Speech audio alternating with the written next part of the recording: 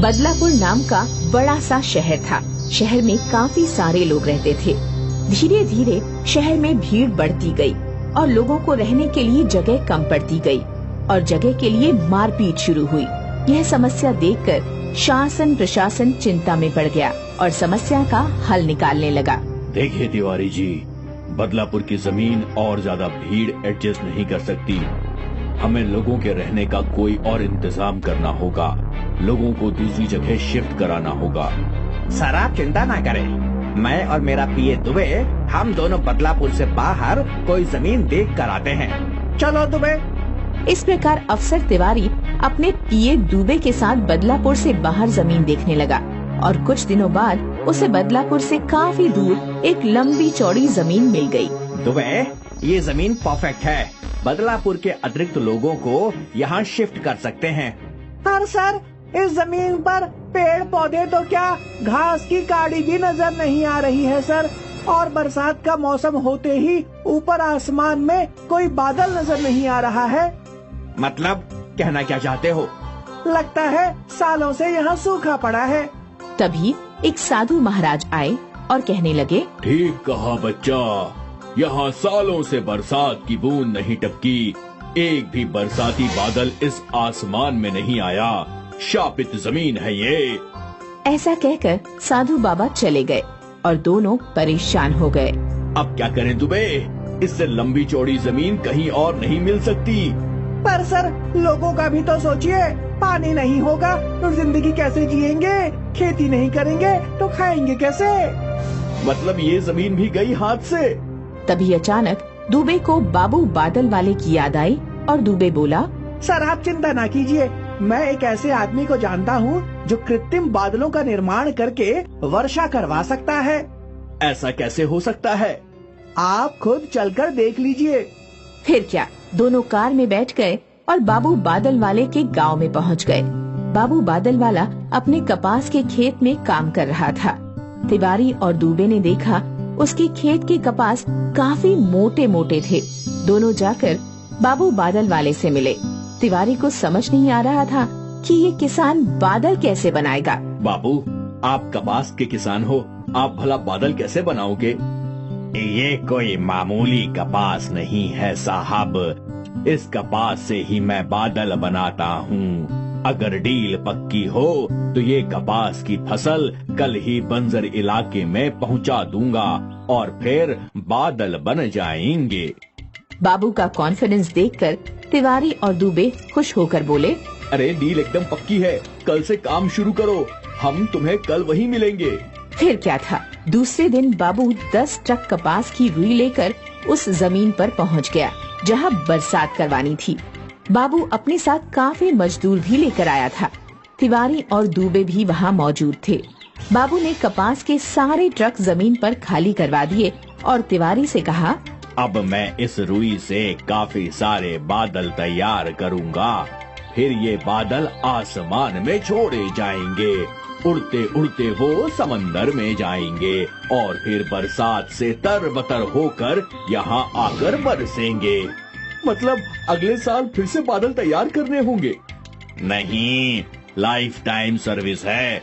मेरे रुई के बादल आसमान में जाते ही आसमान के हो जाते हैं।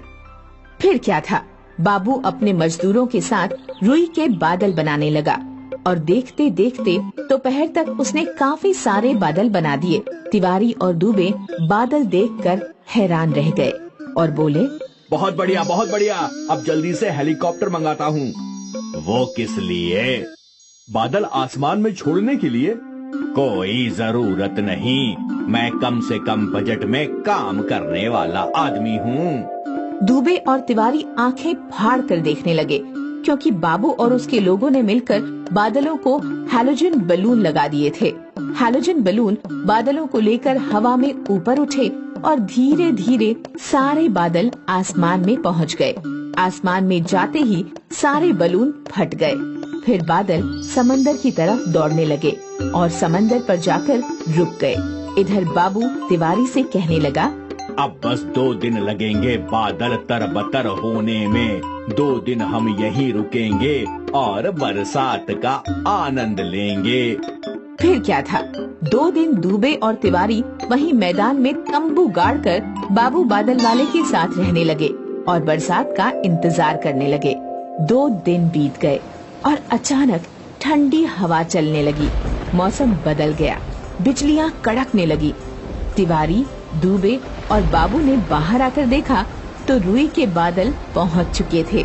देखते देखते तेज बरसात शुरू हो गई और बरसात देखकर बाबू और दूबे खुश हो गए और बाबू बादल वाले को कंधे पर उठाकर तेज बरसात में नाचने लगे। दलदलपुर नाम का एक गांव था। गांव में 2 पड़ोसी रहते थे, श्यामलाल और रामलाल। दोनों में 36 का आंकड़ा था।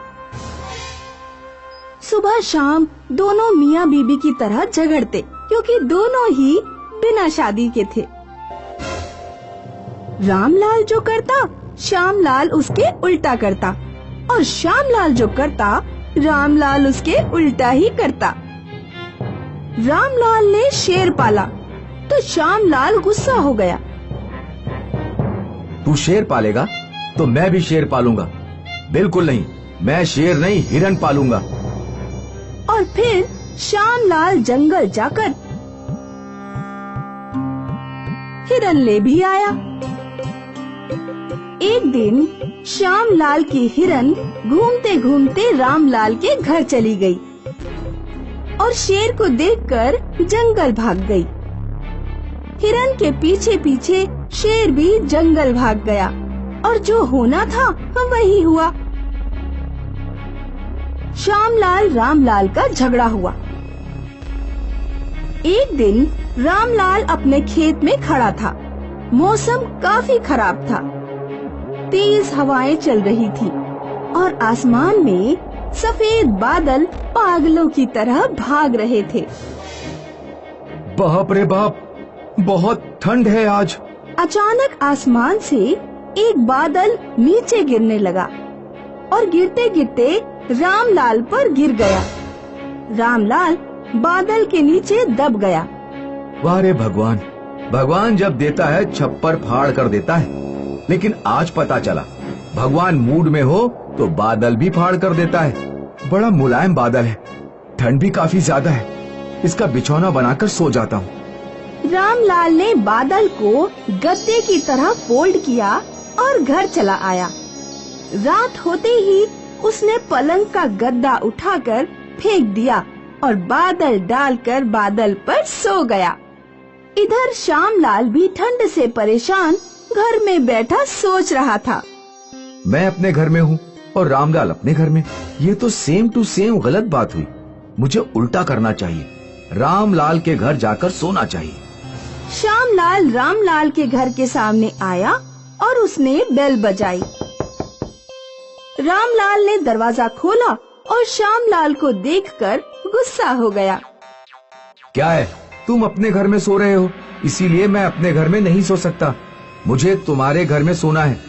ये सुनकर रामलाल परेशान होकर सोचने लगा।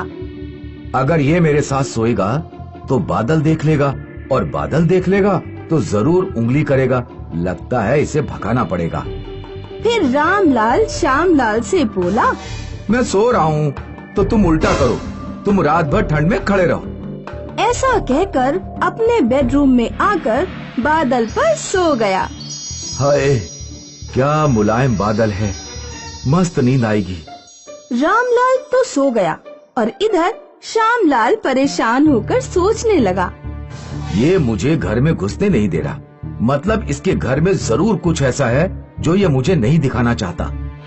मैं भी इसी का पड़ोसी हूँ, पता लगा कर ही रहूंगा इसके घर में क्या है।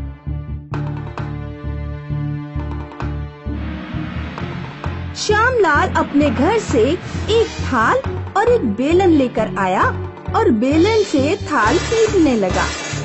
थाल की आवाज सुनकर बादल पर सोया रामलाल जाग गया।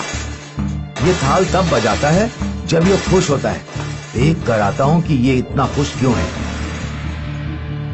रामलाल बाहर आया और श्यामलाल से पूछने लगा, क्यों भाई, किस खुशी में थाल बजा रहे हो?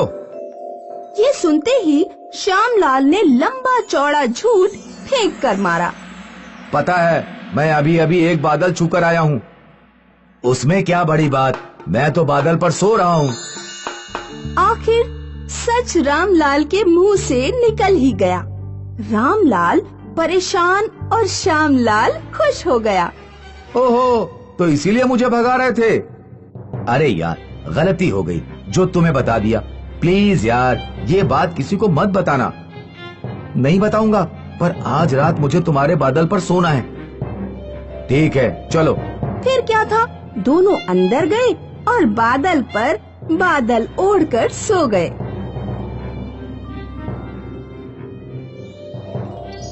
सुबह हुई और श्यामलाल अपने घर आकर सोचने लगा। मैं रोज जमीन पर सोऊं और ये बादल पर, ऐसे कैसे? बादल को भगाना पड़ेगा। तभी उसे एक आइडिया आया। उसने हवामान विभाग वालों को फोन किया और उन्हें बादल के बारे में बता दिया।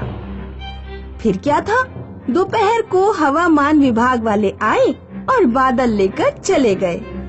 ये देखकर श्यामलाल उछलते हुए रामलाल के घर गया। रामलाल भाई, बहुत बुरा हुआ, वो लोग बादल का बिछौना ले गए। अब तुम सोओगे कहाँ? रामलाल समझ गया कि श्यामलाल ढोंग कर रहा है और हवामान विभाग वालों को खबर देने वाला भी यही है। लेकिन रामलाल भी कुछ कम नहीं था। भाई रो मत, वो लोग बड़े दयालु थे। बादल का बिछौना ले गए, लेकिन जाते जाते नया बिछौना छोड़ गए। चलो तुम्हें दिखाता हूँ। रामलाल श्यामलाल को बेडरूम में ले गया और श्यामलाल ने देखा रामलाल के पलंग पर नोटों की गड्डियां पड़ी थीं। 2000 के नोट ही नोट थे। बेचारे बादल ले गए और जाते जाते मेरे लिए नोटों का बिछौना बना गए।